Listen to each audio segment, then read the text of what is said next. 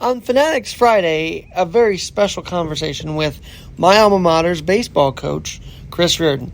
That's right, the 1998 graduate of Queens College himself has led the team back to the ECC championship.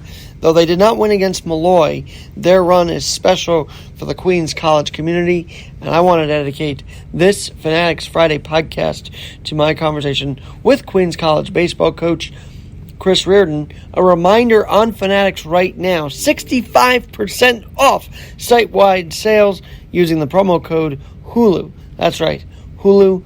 And if you are in the Queens College community and alumni, come out to Citi Field on August 4th for Queens College night when the Mets take on the Braves. But now, here's my conversation with Chris Reardon on his season and the Queens College baseball team's magical run in May.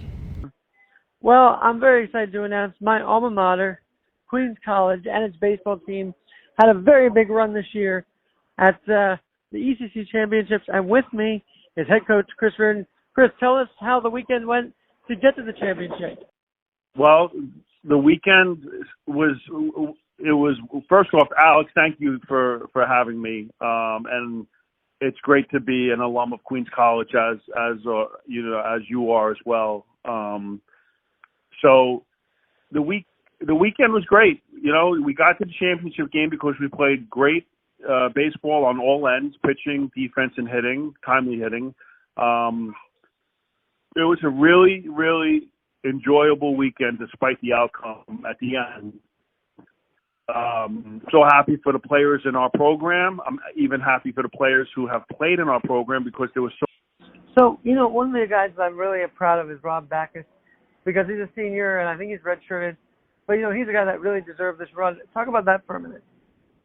Yeah, Rob had been with us for the COVID year and then a redshirt year. So he was actually in his sixth year and he's finishing up. He's a phys ed major. He'll graduate. He did graduate.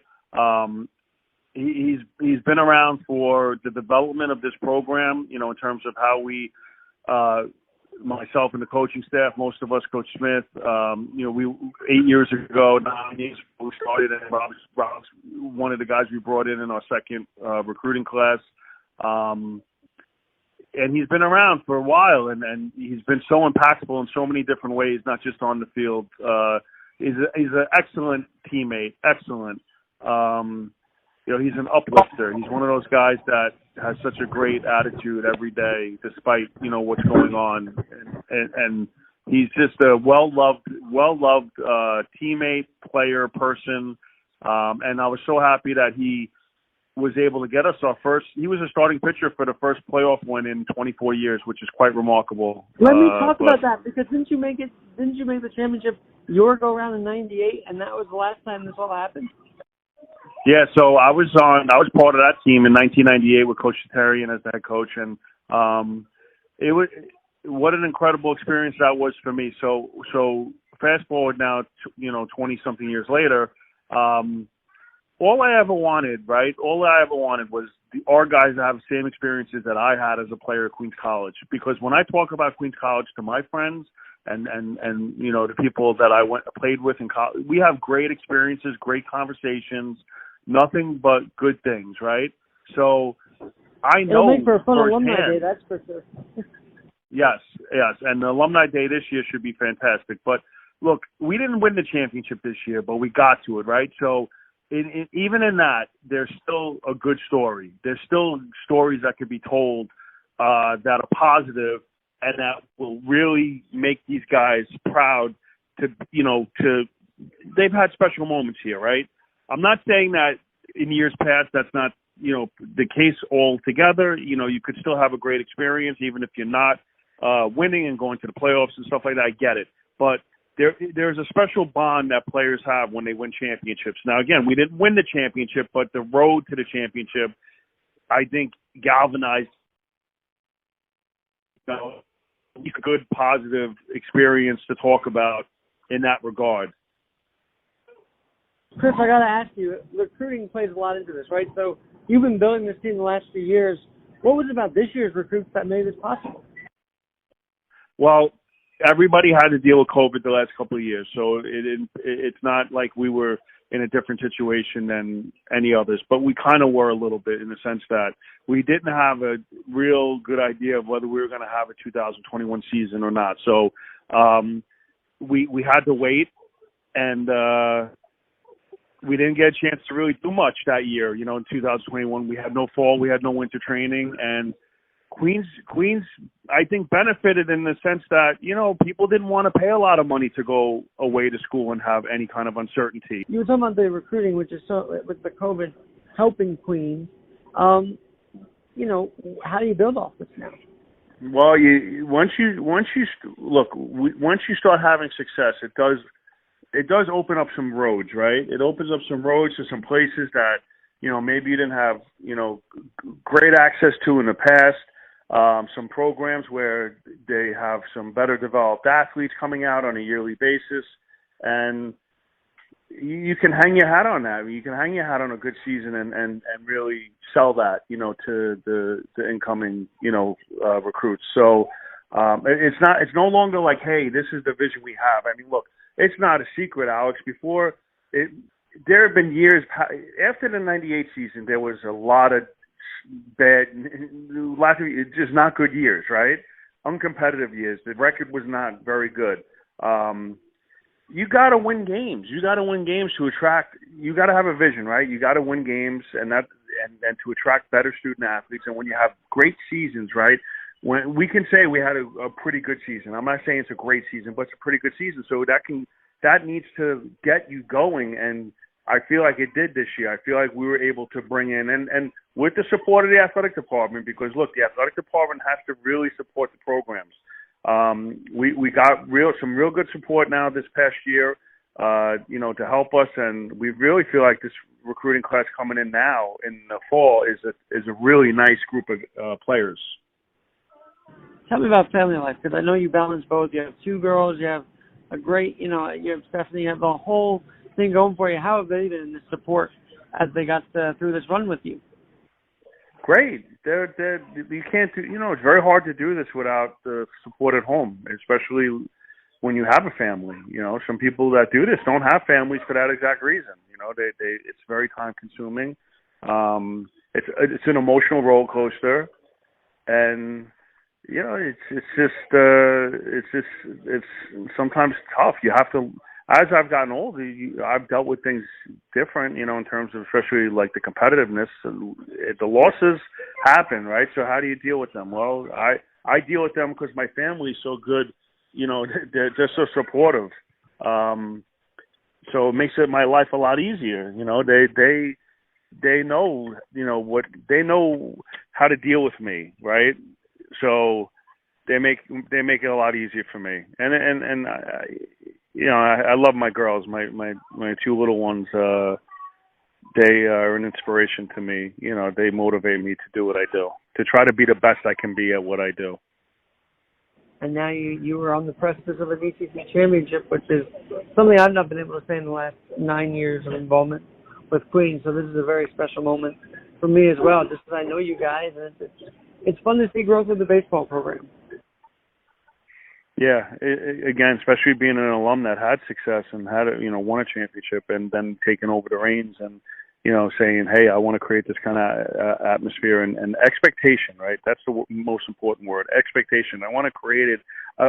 My staff and I wanted to create this expectation that each year we're going to make the playoffs, we're going to have a chance to win them, and we're going to have a chance to go on and play, for bigger things after that. So that I feel like is in place. I feel like that element is in place, expectation. Now it's a matter of execution and achievement, right? Achieving at the highest level, at the highest levels. Chris, tell me about the adaptation you had to make from Caldwell to here. You were head coach there for quite a while. What was the adjustment like? And I never asked you, but what was like coming home to coach your alma mater? It was one of the coolest things ever that's happened to me. I mean, I was really excited. At Caldwell, we created expectations and we achieved at a high level. We did some great things. We won championships. We went to regionals, and so I don't want to say like I knew what it takes. I don't want to act like I know what it takes. I mean, I did that as a player too. We won the championship, went to the regionals, but but you just, you have an idea, right? You know what kind of talent you need, how you have to play at certain times, during the season, and who you have to, the teams you really have to play well against. All the time, obviously, but there's teams that you have to, when you go along this journey, there's going to be specific. Absolutely. Now, we talk about your home family. Talk about the baseball family support of John L. Smith and Alex and the other coaches that surround you to make this team what it is. Say it again, Alex. I missed that part. Tell me about your baseball family, John L. Smith, and the coaching staff around you to get to this point. Yeah, sure. So John is a personal friend of mine, and he was the first phone call that I made when I got the job at Queens to join me, and he obviously accepted, which was tremendous. He's close. They're all family to me. John I've known John. I coached John's kid, one of his sons. So I've known John a long time, and then you have Coach Nikolic, Coach Sasso, and Coach Pena. And Coach Pena was new with us for this year, but he made a great impact with us, especially handling the hitters. And then you have Coach Sasso, who's been with us for a few years, since 2019, and he's done the pitching, and he's a tremendous, he's just a great overall attitude to have. He's very, very well liked by the players, and he's got a great demeanor, and he's been around, baseball for a long time. Go ahead, Alex. What were you going to say? Talk about the other coaches, because I know you also had Alex on there as well, right? Yeah, and Alex is a younger, one of the younger coaches. He's the youngest coach, and he, I think, would relate best to the players. And, go get your shoes, Remy. He would, he would have a closer relationship, with the players, I think, and I think he does. And he kind of can give us a feel for, like, the mood of the team at times. If it's necessary to do anything different than what we're doing, we have to listen and make sure we make adjustments when necessary. So he can serve in that, he serves in that capacity and that purpose. I got my little one right now bossing me around, so. I love it. Hey, tell me about the department itself. The Queens Athletics has turned around under Rob. Talk about that, Rob Tribal also. Yeah, no, it's like I said, you can't do this without support. You gotta have a good support, and we do. And look, some of the circumstances the last 2 years obviously is beyond anyone's control. But the way that I feel like Rob handled the situation and kept us, in a good spot. I feel like that was a great benefit to all the programs at Queens College. We didn't really sink too far down. And there's a good leadership. He provides good leadership and getting us going in the right directions, and for all the programs. I know basketball had a run too this year, didn't they? Say it again, Alex. I'm sorry. I believe basketball had a run as well this year, didn't they? Yeah, the men played well. They did a good job down the stretch, and they had a good season overall. And they dealt with a lot too. I mean, everyone's dealing with the same things, but it's not easy. Basketball and their coaches did a great job. And even the construction and the finishing of the soccer project, the Absolutely. 2 new fields, that's going to be huge, right? Oh my God. I remember we used to watch him go on the far turn, like all the way on the other side of almost like a hill. Now it's all flat. So that's a good thing. No, it was bad. I mean, the fields before, what they just put in place, the turf, they put in the artificial turf, but before that it was terrible. And I know you guys do a hell of a job maintaining Henneken Stadium. Also. Yeah, and we're getting an upgrade over there too. Not turf, but we're going to get an upgrade to some new natural, surface, like a redo, an upgrade. That'll be huge for you guys also. So you guys do a heck of it will make it more attractive. I mean, we can only do what we can do, right? The coaches, the players, we take a great pride in our facility and what we do, and it looks good. But yeah, it's going to be nice to have some professional landscaping, right? Come in and do some things there. So it's going to be, we're looking forward to it. Now, you mentioned the recruiting part of it. How does this run change your recruiting style now? Well, like I said, it opens up some doors. I mean, you garner some interest from some maybe high, like places where they've had good amount of success. They put out a lot of different level prospects, and in this class, I think, although this class is recruited before this year, so technically, the kids that we are bringing in this year, for the most part, were already committed before we had the success. But we have had an upward climb here. I mean, we've been to the playoffs now 3 years in a row, which is the most by any BCC team. So we have a streak going here, and it's up to us as coaches and as players to make sure that we continue to work as hard as we can, and talent helps, right? Getting some really talented players, all that is important. So, those are things that we have to keep, stay focused on and keep doing. Absolutely. Now, did you foresee a run like this at the beginning of the year? Because let's be honest, in the winter weather, spring weather, cold weather, a run like that doesn't seem attainable in March. But did you have a mindset that could happen this year? Sure. So I did, and when I met with the AD, Rob Twyble, we have like a preseason meeting. So at that meeting, we have an expectation. Just witnessed a car accident. Jeez. How do you have a car accident in a town like this? It's literally it's a oh boy, Alex. This is a lot of podcast to tape, so I'm not editing any of this. This is great. I'm sorry you have to deal with that, though. But yeah, I know that this has been on your mind for a long time now, and to see it happen has just been, must feel like it's been come true, especially at alumni. Yeah, no. Say that part again, Alex. I'm walking. Go ahead, well, I was saying, this is even sweeter because you're an alumni of the school, as you mentioned. So this has to be even sweeter for you with that angle also. Yes, it's been great. Like I said, when we meet in the beginning of the season, I said I think we can be anywhere from first place to third place. So that was the kind of talent I felt we had, and we finished in second, which was a good target. Good. We didn't beat Malloy. That was the problem. Malloy was the first place team, and they were not easy to beat. They were very experienced team and had a very good lineup. So they were not easy to beat. We made it close at the end, but in the regular season, when we had a chance to play them, and that would have been for first place, we didn't win. So that was on us. And but again, they were a very good team. But I think from an expectation standpoint, we pretty much hit the mark. I mean, we thought this is what we thought we could do, and we did it, which is pretty cool. 100%. And it was close games. I was watching the box score. Not a bad affair either in the finals there.